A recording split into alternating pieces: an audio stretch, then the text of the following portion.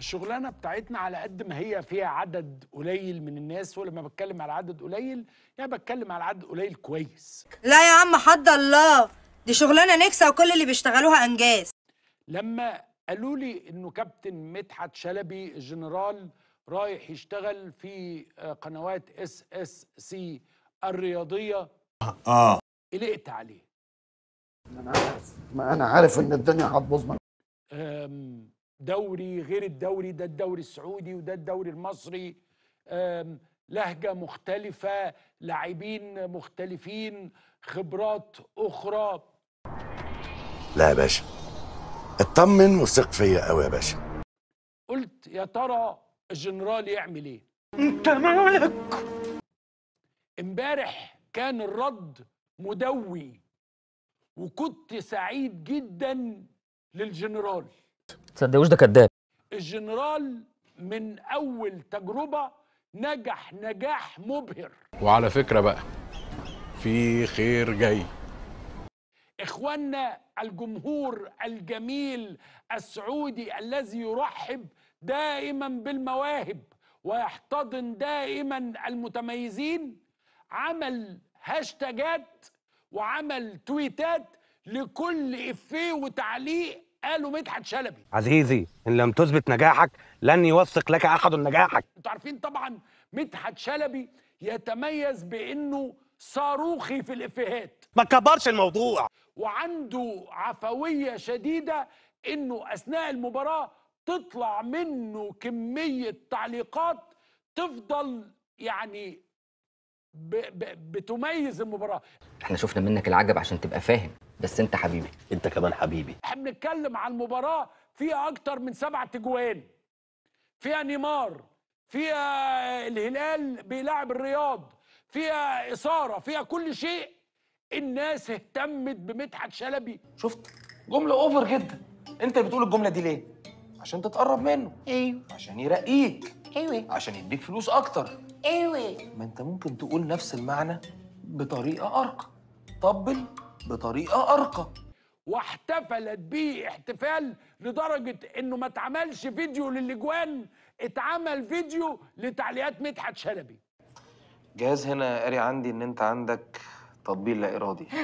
يا حبيبي يا ابراهيم.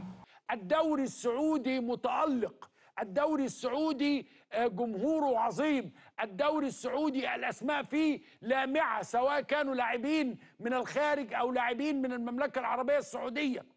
يا هباد اسكت اسكت. وطبعا مش قادر اعبر بقى عن شكري وامتناني ليك والله في كل الكلام الجميل اللي انت قلته. يا رب يخليك يا استاذ عمرو، ربنا يخليك. انا احسن واحد ينفذ الاوامر، وعشان كده انا الوحيد اللي لسه عايش. طبعا لما بلغوني اصدقائنا في المتحده ان انت هتروح الدوري السعودي، اكيد طبعا شيء مفرح جدا. مش كفايه يا عصام، انا عايز ابقى مجرم يا عصام، انا عايزكم تفرحوا بيا يا جماعه كلكم. وانا بالتالي رايح بلدي التاني، رايح بيتي، رايح اهلي. فطبعا لم اتوانى لحظه، بل بالعكس كنت سعيد جدا طبعا بهذا التكليف يعني. اهلا اهلا اهلا اهلا اهلا بعد الحبايب. اهلا اهلا اهلا اهلا اهلا بالقمر اللي جاي. يا قلت وحشتينا نورت ليالينا، يا قلت وحشتينا نورت ليالينا، واتلموا الحبايب اتلموا الحبايب. لغايه لما رحت كان عندي اسبوعين تقريبا، قعدت اذاكر الكره السعوديه. تحب تهزر كتير انت، لدرجه حتى ان سحر مراتي تقول لي كفايه كوره، اقول لها لا، ده انا لازم اروح يعني اشرف الناس اللي اهتموا بيا وسعوا ان هم يتعاقدوا معايا، لازم اروح اشرفهم يعني. انا ما بحبش حد يقطع طبلة افكاري. اقول لك حاجه، ازالت كل ده عني في دقيقه واحده قبل ما اخش كابينه التعليم. فعلى البوابه لقيت الناس بترحب بيا بطريقه، انا قلت انا داخل ما حدش يعرفني. اصحى، وصل الراعي الرسمي مهرجان النهارده الاسطى زينهم. اصحى، الاسطى زينهم هيرقص. واتلموا عليا بحب شديد، وقفت اتصور مع واحد يلا يا علي بيه تعالى. شكلنا هتنبسط قوي. لا انت امبارح كنت في السلطنه، كنت متسلطن. ادي اللي احنا خدناه من الحشيش وشرب القهوه. يعني انا بنبسط لانه الناس هناك تستحق فعلا كفاءات عظيمه.